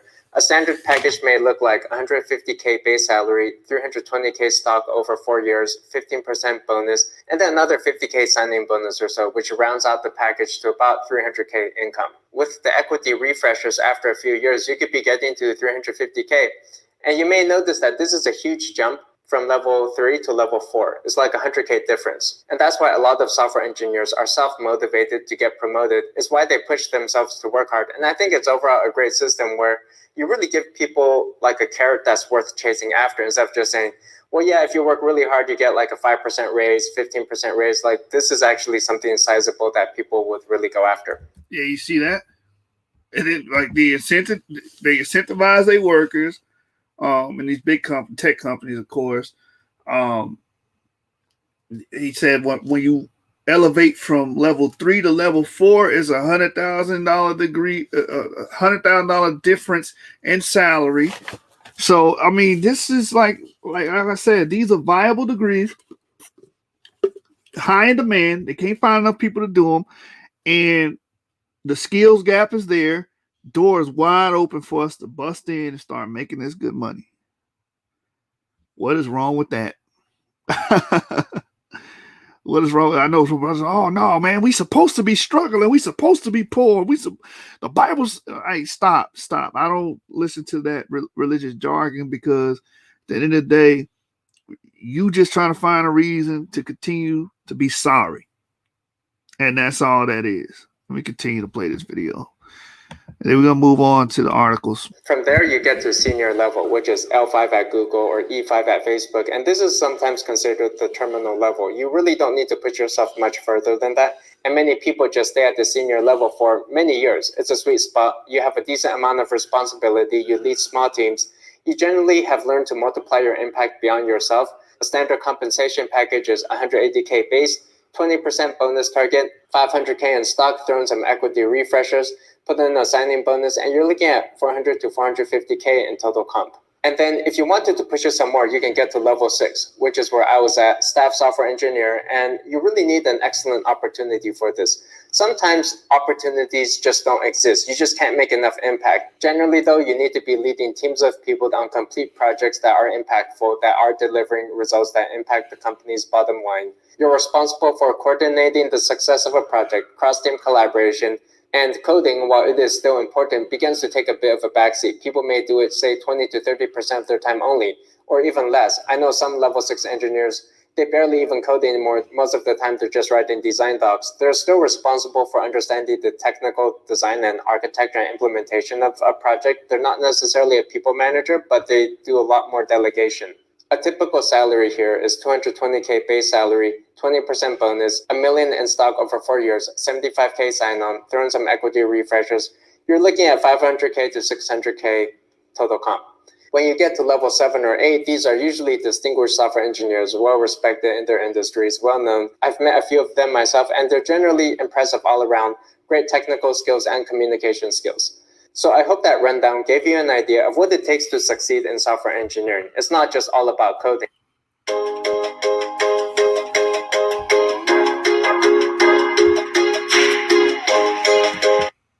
In fact, coding ability pretty much peaks at about level 4, and then after that, they also have programs like if you don't want to have a degree or go to the degree program, which I highly recommend. They do have these software boot camps that you don't have to pay for until you get hired. So that's an option as well. So it's many ways into the door, but I still advocate you have that paperwork, because that paperwork can always tell an employer that you have the basic tools needed or required to do the job. You understand? No matter where you go.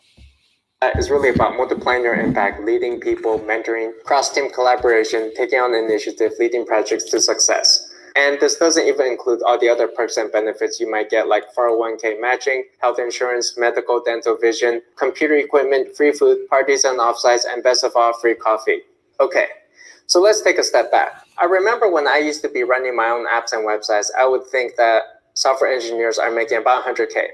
And if I could only beat 100K, then I would be good and I'd be happy. And that served me well for a few years until I realized later on when I got into Google that most engineers there are making 200K, if not way more than that. And now I realize, and my overall recommendation is that most software engineers try to land a job at one of these top-tier tech companies. It's like a marathon, and it's something that you might try year after year, honing your interview skills. So overall, the biggest mistake I see a lot of software engineers doing is that they somehow convince themselves that they don't need to work in Silicon Valley at a top-tier tech company.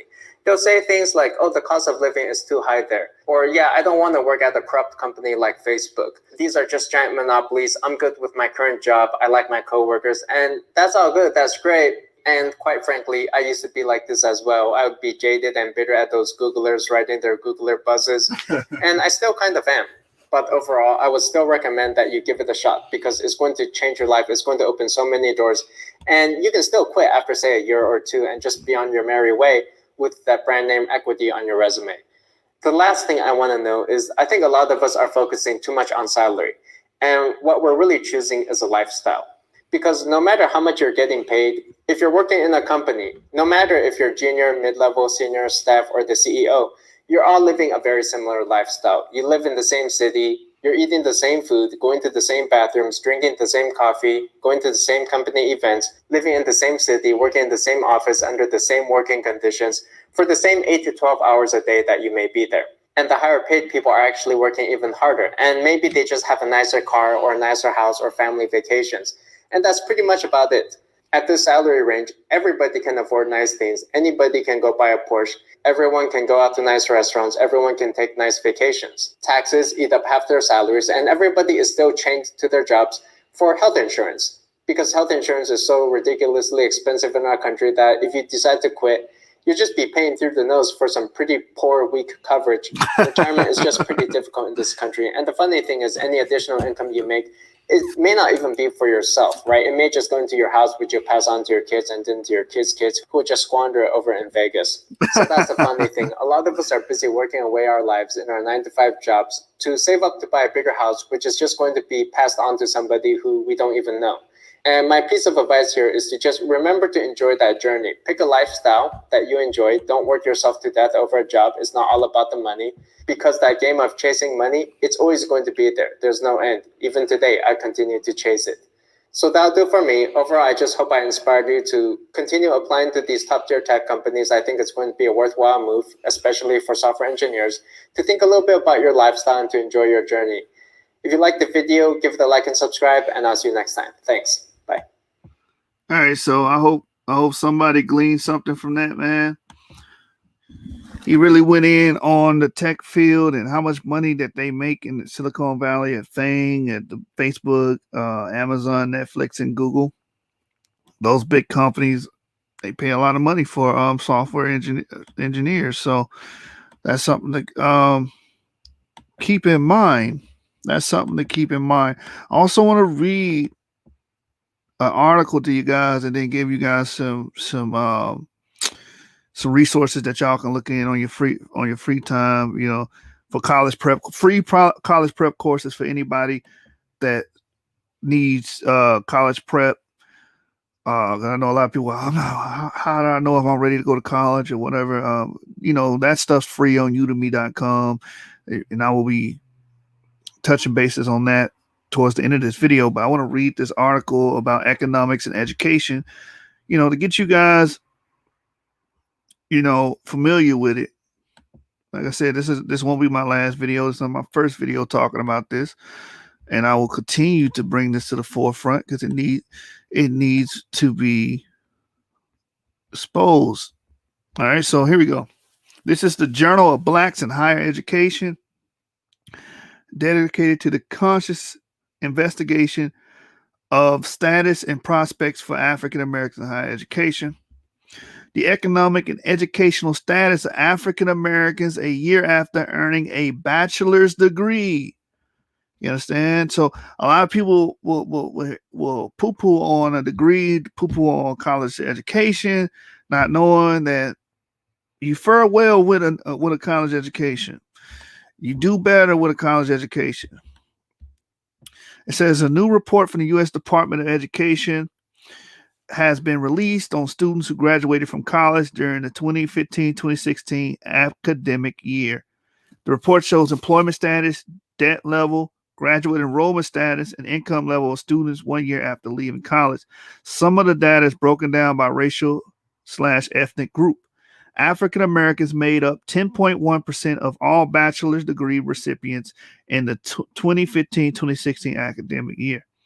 So in that year, we only mustered up 10%, you know what I'm saying, of all the bachelor recipients. So it's very low.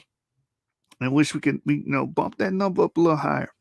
So it took these African American college graduates an average of 64 months to earn their bachelor's degree after first enrolling in college. For whites, it took an average of 52 months, a full year less, to earn their degrees. For African Americans, college graduates, 85.9% had taken out loans to finance their college education. Only 66.8% of white college graduates had taken out loans to pay for college. The average student debt loan for African American college graduates was $36,900. The average debt load for a white college graduate who had taken out loans was $30,500. 1 year after earning their bachelor's degree, 26.6% of African Americans were enrolled in graduate education. That means they went for their master's. So for whites who graduated from college in 2015-2016 academic year, 22.1% were enrolled in graduate school. About 74% of all African Americans who graduated from college were employed 1 year later compared to nearly 80% of whites. Some 13.6% of African Americans were both enrolled in graduate programs and were employed compared to 12.5% of whites. The median income of African American college graduates 1 year after earning their bachelor's degree was $36,000. For whites, the median income was $40,000. This income gap for recent college graduates is far narrower than the overall black-white income gap. This shows the value of higher education in reducing income equality. This shows the value of higher education in reducing income equality. You understand? So these other people, they're not going to give it to you like this, but getting a degree is valuable. It does help you out. And what was another key takeaway from this article? 74% of all African Americans who graduated from college were employed 1 year later compared to 83% of whites. So these people are getting jobs. Don't let people fool you, man.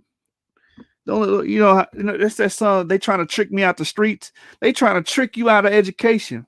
They trying to trick you out of school, man. We have a culture that's against education and against academics, and we have to get away from that as a people and start pushing academics, start pushing education, and start obtaining these skills so we can build our communities and create a hedge, so to speak, for our future generation, for our children, so our children can grow up in a better environment where we can control the curriculum. You understand? Because someone brought up the corrupt curriculum of the school. They're being indoctrinated. Well, okay, it takes money and funds and resources to make our own schools and our own tutoring services, to hire people, put them on staff, to get a principal, get a dean, or whatever, what have you, and fill these roles. It will take money, will take funding, and we will have to do it privately if we don't want the government putting their hands in it. So that's just one example of why we should push this. But again, 74%, I think 74 or 76% of these degree holders are getting jobs within a year after completion. So don't let anybody tell you going to college is a waste of time. That's a lie. You just got to go to college for the right degree. And what I push on here is tech. Any job in the tech field is booming right now. Computer programming, cybersecurity, IT infrastructure, okay, data scientists. They're making bukus of money, and they trying to trick you out of school, man. That's what's going on. All right, watch this. So before we go to the resources, I want to read from Thomas Sowell's book, Rednecks and White Liberals. Very good book. I've been reading in and out this book. Let me go to the beginning of this.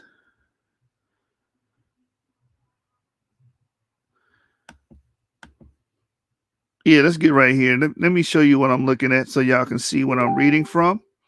And I won't read too much from this, but it's on point, and it goes to this counterculture we have towards education in the Black community, in the AA community, for some of you other brothers that are particular. So this is Black Rednecks and White Liberals by Thomas Sowell, page number 236, 237. It says, an empirical study, reading up here, published by the National Bureau of Economic Research, found that a higher percentage of Black schoolmates had strong adverse effects on achievements of Blacks, and moreover, that the effects are highly concentrated in the upper half of the ability distribution.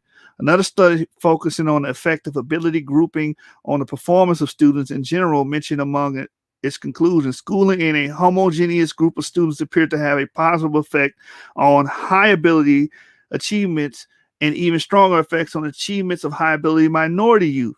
In other words, a critical mass of Black students seemed to drag down the academic performance of high ability Black students. That's what's going on in our community. Critical mass of Black students seem to drag down the academic performance of high ability Black students. This is my commentary on it, just because we have such a negative view of higher education that our children do the same thing. They pick on the kid that's trying to be that rising star, so to speak, that loves academics, loves to read, loves to do math. That child gets ostracized and get treated like crap. And that creates an environment that doesn't produce any more rising stars, or stagnates it, because no other children are impressionable. That they succumb to peer pressure. They don't want to be that child that's getting picked on. So they don't want to, I don't want to be smart. I don't want to show that I'm smart because I'm going to get picked on and stuff of that nature, right? So we have a negative culture in school. You can argue with me about that, but it's just the way it is. And we have to change that by controlling our community, controlling our schools, and making our own schools where we don't allow that type of behavior to take place. Let me read on. It says, yet another study, this one about Black students in the affluent suburb of Shaker Heights, Ohio, showed a pervasive pattern of not only neglecting schoolwork, but even of disdaining it to the point of resenting those Black students who applied themselves or who spoke standard English, denouncing them for acting white.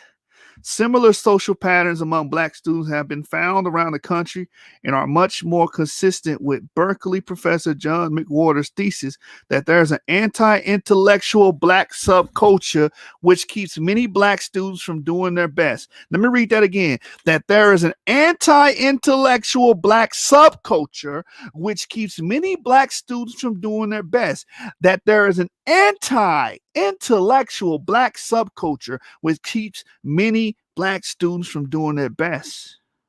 No wonder that a critical mass of black students has the opposite effect on education from what its advocates claim, because there's an anti-intellectual black subculture. This is what we're warring against: the war against ignorance, the war against the things that are tearing us down as a people. And not only our children are dealing with this, you drag this same mentality into adulthood.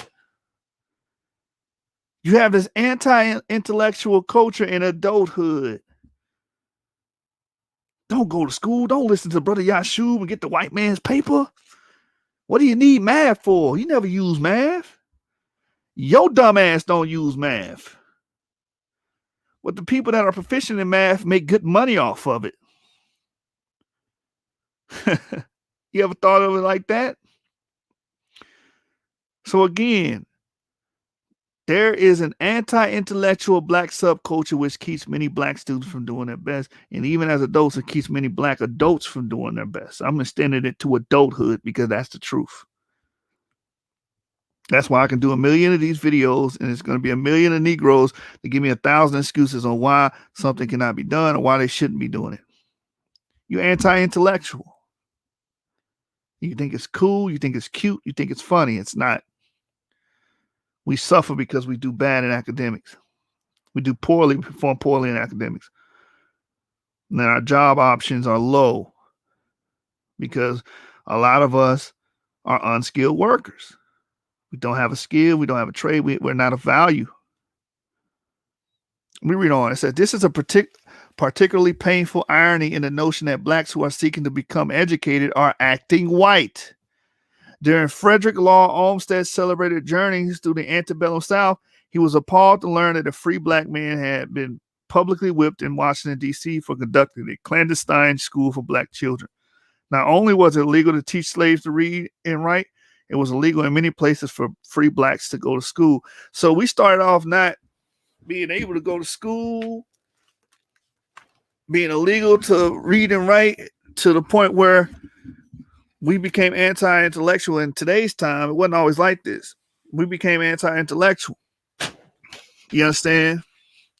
We became anti-intellectual. We began against reading proficiency, against math and school.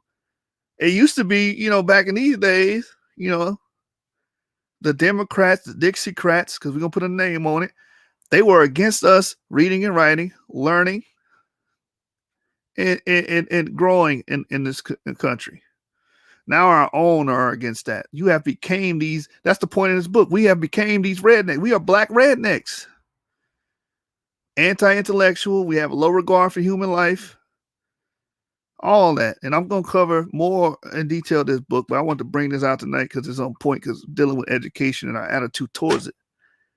It says, yet clandestine schools for black children existed all over the South, some of which were ignored by local authorities, though not by all. As the courageous black man discovered in Washington, what a mockery of him and other courageous black pioneers to say that seeking education is acting white. So that's where this comes from.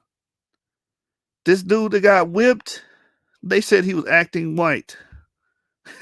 Despite bans on education for blacks in antebellum South, by no means universal access to blacks to public schools in the North, the census of 1850 showed that most of the approximately 500,000 free blacks could read and write. After emancipation, the achievement of literacy by majority of black Americans within 2 generations had been called the accomplishment seldom witnessed in human history by a noted economic historian. So right after slavery, during the Reconstruction era, this is when we started to peak. We all learned how to read and write. We took education seriously. So how do we get from here to today where we become completely anti-intellectual? So literacy may be something that we take for granted today, but most of the people in Albania were still illiterate in the 1920s. Most of the people in India were still illiterate half a century after that. But how and why literacy was achieved among black Americans as rapidly as it mattered, is a matter of little or no interest to those who treat the history of blacks as the history of white people's treatment of blacks. Let's go ahead and highlight that. Thus, the history of education of blacks in the United States is presented largely as a history of segregated schools, starved for funds, and of biases against black students by white teachers or by white students in racially integrated settings, or other such things which transform the history of black people into a history of white people and their treatment of blacks. History is too often the handmaiden of contemporary visions or agendas. Accomplishments among blacks are often magnified or downplayed or glided over entirely, according to whether these accomplishments do or do not advance the agenda of portraying victimhood or struggles against victimhood. In this context, it is explicable, though hardly justified, that the history of successful black schools has attracted virtually no interest from either historians or educators. History does not advance any contemporary political agenda, though it might help advance the education of the whole generation of black students. So, again, we need to be pushing this information so the kids can see that we can achieve. Education is not a exclusive white thing. We came out of slavery and we was able to read and write, and we believed in education, and we were successful at it. And we did it at such a pace that has never been seen or witnessed before. As we read over here, it says, after emancipation, the achievement of literacy by majority of black Americans within 2 generations has been called an accomplishment seldom witnessed in human history. Your children not learning that. They're not learning that at all. You understand? They come with the notion that, education is a white thing. We don't do that. We can't grasp that because they've been taught by white liberals, and other blacks that the education is not the thing for them. Academics is not from them. And you carry this same attitude as an adult. You still do. Oh, well, we can't do that college stuff. This is what you do. And I'm here to break that axiom. You understand? If it take me blog after blog, video after video, podcast after podcast, I'm going to do the work. We're going to break that down, man, and tear that out. Because we can't have that, man. That stagnates growth. What do you do to a malignant tumor? You cut it out. He said that history does not advance any contemporary political agenda, though it might help advance the education of a whole generation of black students. Things that do advance contemporary agendas include demands for money to promote the teaching of black English or Ebonics. Here, there is much appeal to history, though largely a fictitious history. The peculiarities of ghetto speech, often imitated even among contemporary black middle-class youth, are said to derive from African speech patterns, when in fact, most of those very same words and phrases were part of the speech patterns in those parts of Britain from which white Southerners came centuries ago. So a lot of this stuff that we're calling black culture is actually coming from white trash from Britain. False history is not unique to black Americans, as Daniel Patrick Moynihan said to his fellow Irish Americans. The cruel part of history is that by 1916, Irish nationalism in America had little to do with Ireland. It was a hodgepodge of fine feeling and bad history with which the immigrants filled a cultural void. Much of what calls itself Afrocentric education is similarly remote from Africa and is similarly filling a cultural void. But now there's huge political support for such things and has brought forth large amounts of money to subsidize these escapisms. Moreover, there are now regarded as sacrosanct parts of black culture which insulates them from inquiries into either their authenticity or their educational consequences. So basically what he's saying in a nutshell is we have taken this culture, this black redneck culture, white redneck culture, white British culture, and authenticated it and made it the authentic black culture. So Ebonics is a black culture now. Speaking broken English is black culture now. Not wanting to do anything to do with higher education is black culture now. Well, this is what black people do. Black people are not into that. That's how people talk. You have made this into your culture and authenticated. Well, this is a real nigga. Real niggas don't do that. When you hear people talk like that, run. Let's keep reading. Cultural handicaps. Consequences of deficiencies in the education of Black students are grave and getting worse, in the same that an increasingly demanding technology and increasingly complex world economy have few places for those without skills of the mind. This is right. This is on point, man. This is on point. The consequences of deficiencies in education of Black students are grave. I mean, it's very serious and getting worse, in the sense that an increasingly demanding technology. What do we deal with today? Technical degrees, computer software engineering, front-end engineering, full stack engineering. We dealt with cybersecurity. We dealt with so many things dealing with the tech field, the salaries that come with it, because he's dealing with the complex world economy that's dealing with demanding technology. All these things pay good money, and they will help Black families. And these fields are growing, and they're the future. These fields are the future. And the fact that so many of us are not gaining these skills, getting these degrees, is worrisome. You know what I'm saying? It is grave, and it's getting worse because we don't have these skills. Just as Thomas Sowell put it, 10% of us in that 2015, 2016 were degree holders. We graduated. 10% of the people that got bachelor's degrees were Black. We need that number to be a lot higher. And it is grave, and it is serious, because many of these jobs, these high-paying jobs, require these skills, require these degrees, and our people don't want to do it. Or our people either uninformed, or they do know they're uninterested, because we have an anti-intellectual subculture in the Black community, and it has been authenticated and stamped. This is the war that we're against, the war against ignorance. It says, in the sense that an increasingly demanding technology and increasingly complex world economy have few places for those without skills of the mind. Black students, by and large, lag appallingly behind whites, and still more so behind Asian Americans in those skills. In 2001, for example, there were more than 16,000 Asian American students who scored above 700 on the mathematics SAT, while fewer than 700 Black students scored that high, even though Blacks outnumbered Asian Americans several times over. This cannot be explained away by poverty, racism, or innate inferiority. Even Arthur Jensen, the leading proponent of the theory of genetic racial differences in IQ, has said that among the disadvantaged, there are high school students who have failed to learn basic skills that they could easily have learned many years earlier if taught in different ways. That's a key point. Far from justifying the school's failures to educate Black children or regarding these children as uneducable, Professor Jensen concluded, one of the great and relatively untapped reservoirs of mental ability in the disadvantaged, it appears from our research, is the basic ability to learn. We can do more to marshal this strength for educational purposes.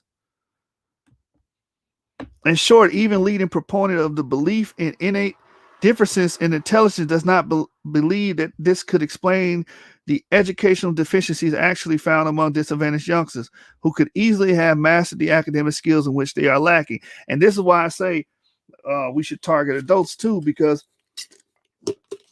you went through the school systems, you didn't have the proper education or what have you, but you're an adult now. You can easily, what did it say? Untapped reservoirs of mental ability in the disadvantage. You have untapped reservoirs of mental ability that you need to tap into and believe in yourself, and you can do it if you apply. Again, these people going to school getting degrees. There's nothing different about you and them. The only thing different is they applied themselves.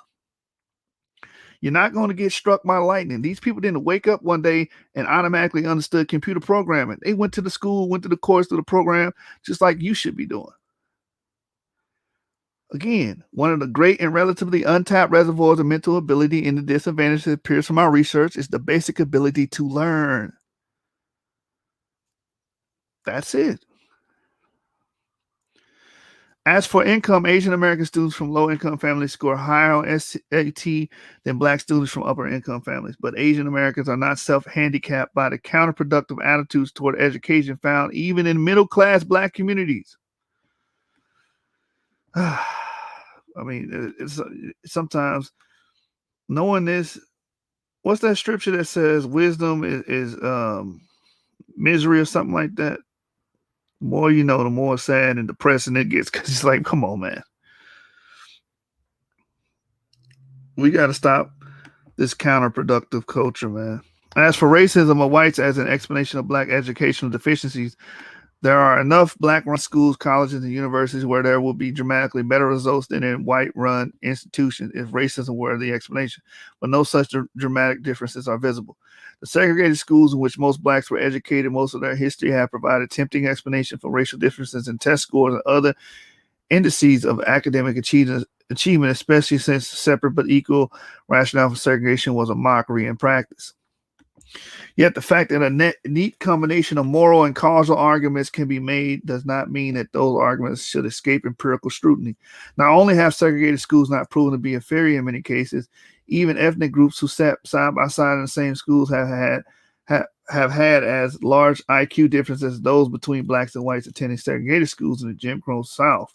Back in the 1950s, Japanese American and Mexican American youngsters in the same school system, whose parents at the time and place had very similar occupational status, had an average IQ difference of 20 points, slightly more than black and white IQ differences nationwide, and the same as black and white IQ difference in the Jim Crow South. There was even larger disparity in average of 26 IQ points difference between Jewish and Puerto Rican students attending the same school from the early 1930s and mid 1950s. Even early in the 20th century, German American children graduated from the high school at the rate many times that of Irish American children. Vast difference in educational performance between groups have been common, not only in America, but in other countries as well, whether they attended the same or different schools. One of the most obvious reasons for the deficient educational performance of blacks is also one of the most overlooked or suppressed. By and large, black students do not work as hard as white students, much less than Asian students. The Shaker Heights study is just, hold on, let me highlight that. The Shaker Heights study is just one that has found this to be so, though many have been reluctant even to investigate this factor that will be very unsurprising to anyone who has taught black students, white students, and Asian students. The remarkable exception in the school where substandard work what has not been tolerated only reinforced this point. If the fundamental problem were income segregation or even innate inferiority, there would be no such dramatic contrast among black schools. Although each of these explanations have been common at various times and places, none of them stands up to empirical scrutiny. If successful education of blacks were just successful education of blacks were just a matter of isolated individuals of cream rising to the top, then it would be hard to explain such concentration of educational success at such schools as Dunbar and its counterparts today. So basically what he's saying is we have these schools with a black roster, so to speak, full of black children, and they're successful. So you can't use these tropes or these talking points to try to say that it's okay or cool to be anti-intellectual or the school system out to get them. We understand that, but this whole anti-intellectual argument has to die. Let me keep reading. It says, such success has been disproportionately concentrated not only in particular schools, but also in particular families. Of 4.3 million black families of 4.3 million black families in the United States in 1966, a mere 5.2 thousand produced all the black physicians, dentists, lawyers, and academic doctorates in the country. As rare as people at this level were among blacks, the average black family that included someone in one of those categories averaged 2.2 such individuals.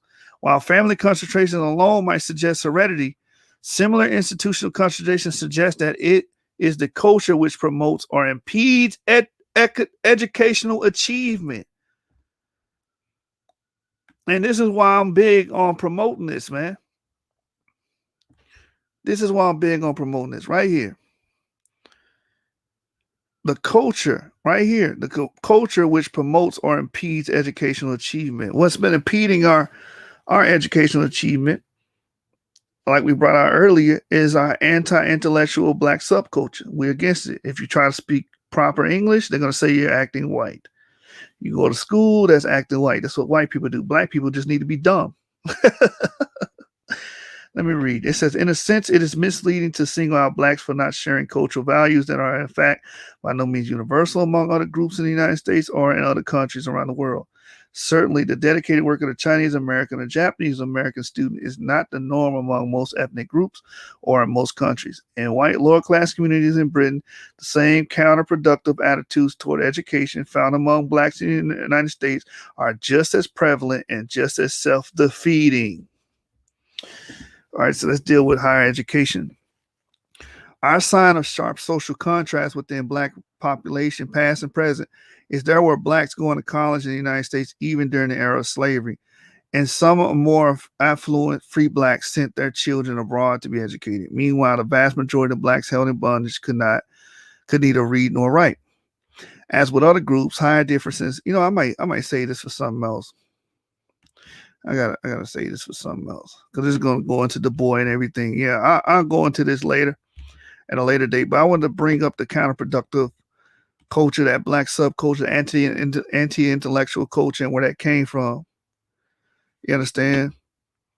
And how we have to break that in our community. We have to speak against it. We have to castigate it and make that as a taboo. Someone trying to speak proper English, someone seeking higher education is not acting white.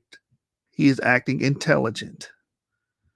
Because when you say acting white, what you're saying is higher education, we're too inferior to get higher education. We're genetically inferior to whites when you say it like that. Inadvertently, that's what you're saying.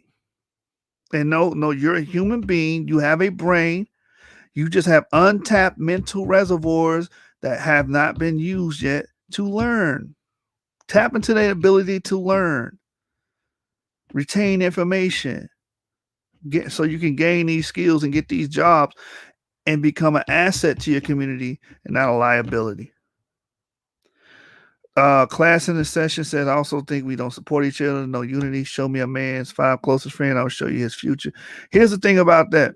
I do not believe in unifying for the sake of unifying. You understand? I really don't like the word unity. I like uniformity better.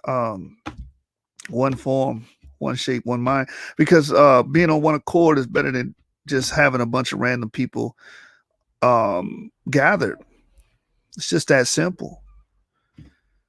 Like if we gather a bunch of people and they have an anti-intellectual black subculture mind frame, what can we do with them? And I challenge all these camps. What's the purpose of you gathering all these brothers and sisters into one location? What's the purpose if you're not empowering them with information, if you're not getting them trades, getting them degrees? I said this in the last show. If you had a congregation of 100 men and 50 of them landed degrees and jobs with those degrees, especially in tech, and they all made 6-figure salaries, $100K a minimum, that's they're grossing $5 million a year. That's power. That's empowerment. That's black power right there. You standing on the street corner ain't black power. You yelling on the street corner, that ain't getting it done.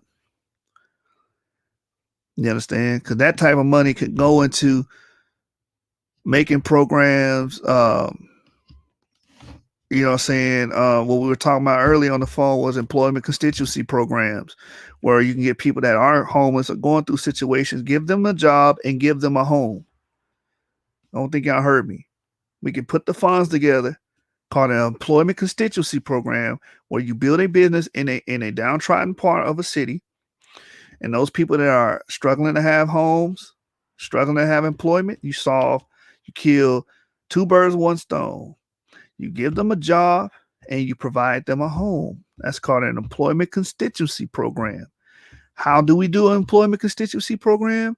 It requires funds, resources, people with money. How do we get the money? We galvanize a group of people that have skills that are grossing large amounts of cash. Money is a defense according to the Bible for the religious folks watching. But y'all not going to hear me. A lot of this is going to fall on deaf ears because you got an anti-intellectual culture that reigns supreme in the black community. And I'm here to fight, dig at it, try to tear it down. These are things that can help our people get off the streets. These are things that can help our people. You want to talk about our people with a drug problem? We got to make these rehab centers, and an employment constituency program is good. I was watching Turk from the Hot Boys in an interview, and he used to do heroin and cocaine. He said, and what keeps him off of heroin and cocaine is the fact that he has a drive. His drive is working every day, doing his business, and he's orientated. His mind is on those things instead. And that's one way that he was able to conquer that heroin addiction that he had. So employment constituency as well, keeping these people busy, because idle mind is the devil's playground, as the saying goes. So, I mean, these are the things we have to do to implement, to get away from these different tropes and this different environment, this climate, and have a counterculture to the negative attitude that we have as a people towards education, seeking higher education, and gaining these jobs. You understand that can bring actual change. Because again, in the beginning of the show, I brought up the sister and the brother that they got scammed by Polite because they were seeking financial freedom. You understand? And these job fields that I provided today can give you financial freedom. Again, what did the tech lead guy say? If you land a job in FANG, which is either Facebook, Amazon, Netflix, or Google, the starting salary is $200,000 a year. Starting, entry level. That'll give you financial freedom. You're going to have excess cash. You're going to be able to save money. You're going to be able to invest. You're going to be able to practice home ownership. Buy multiple properties at that. And then if you got a camp or organization with all these brothers, you should be pushing them into these fields, molding a community. I thought you were leaders. You said you're a leader. Lead the community then. All right, watch this. I'm going to share some resources before I get off here. We will definitely be dealing with Black rednecks and white liberals. That is an amazing book by Thomas Sowell. It touches on so many points on our behavior patterns, where we get these negative tropes from. And man, he did a great job with that book, man. As always, he writes a lot of books. I was going to read his book on economics, but I was like, let me read this one first to the people. But let's get college prep courses. So, people that are interested in college and don't know if they're ready or not, you can go to ClassCentral.com and type in college prep courses, and all of these links are free, completely free. Study free online college prep courses from top universities and colleges. Read reviews and decide if the class is right for you. And this provides a bunch of links, for anybody that's interested in, seeking college and getting these high paying jobs. You can take these college prep classes, Lakeland College right here. UDC has a programming certificate program for free. A-level mathematics for year 12, course 2, calculus, Newton laws, hypothesis testing. That's free. It says 2 to 4 hours a week. Preparing for college, the placement test, 1 to 2 hours a week. Preparing for open days. College algebra prep, 7 weeks long. Udemy has a guide through college athletic recruiting and college prep. College Academy Prep 101 from Udemy. Trigonometry, pre-calculus to learn pre-calculus. College admission boot camp, application essays, and more. All these things are self-paced as well. So, everything that I'm showing you right now is completely free. Free 99. Don't cost you a damn thing. So, it should behoove you to tap into those mental reservoirs that we talked about that's untapped, and start learning. So anybody that's like, well, maybe college ain't for me, at least try to take these college prep classes and try to get your mind ready for those things. Again, that website is ClassCentral.com. I will put the link in the chat if it'll allow me. I don't know if it will. Sometimes it blocks it. But if you go to this website, they have free resources that you can go to and get college ready, college prep, and get your mind there. I try to think of things, a question that you guys may have, and this is what popped in my mind. So maybe they need to look at some college prep resources. Get them goosebumps out of them. Maybe they got the goosebumps, but somebody gonna listen. Somebody gonna they're gonna go through. They're gonna fall through, and they're gonna see the other side, and get educated. All right, brothers. With that, I'm gonna conclude today's live. We're gonna close. We're gonna close with a song, man. Wrap up, recapitulate. We brought out the tech jobs. Tech lead told you at the major companies, FANG, Facebook, Amazon, Netflix, and Google, they all start off $200,000. Do you want to make $200,000? Work towards a tech degree. You understand? So we push those, not just any degree. We pushing specific degrees that have high payouts, and of course the trades are there: HVAC, pipe fitting, carpentry, electrician, welding, and stuff of that nature. And they do pay decent. They pay well. But that tech field is booming right now, man. Y'all got to get on board. All right, so let's go back to SoundCloud. Let's end with the same song we started with.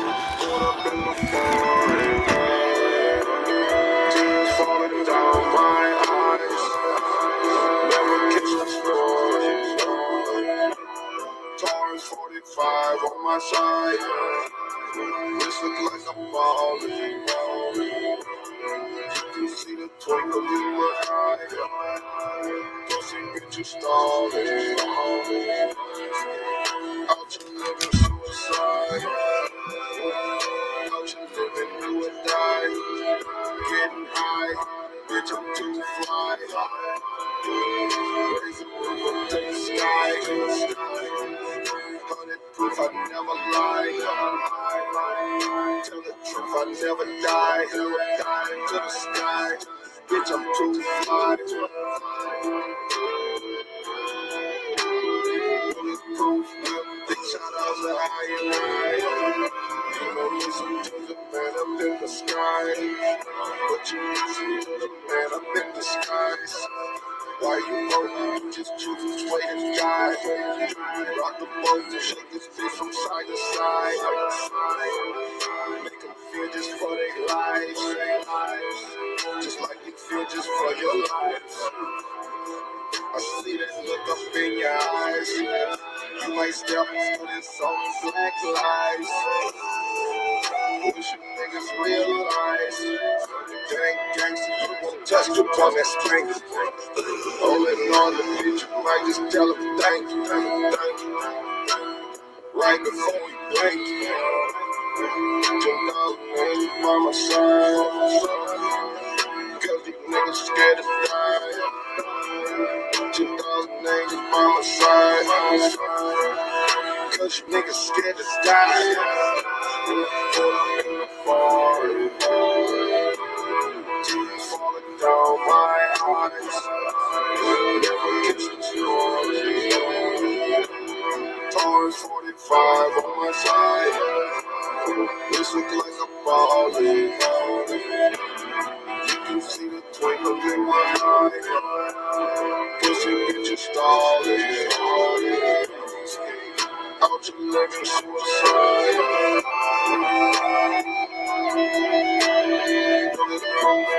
Big shout out to I.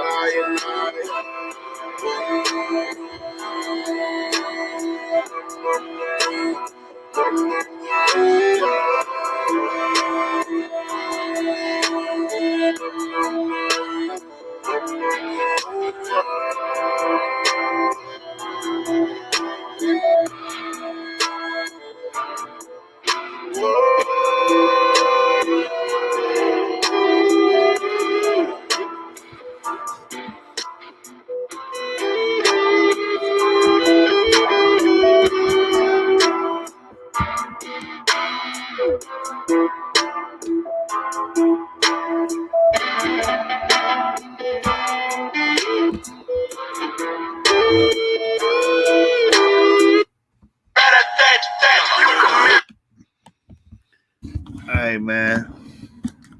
Your education is important.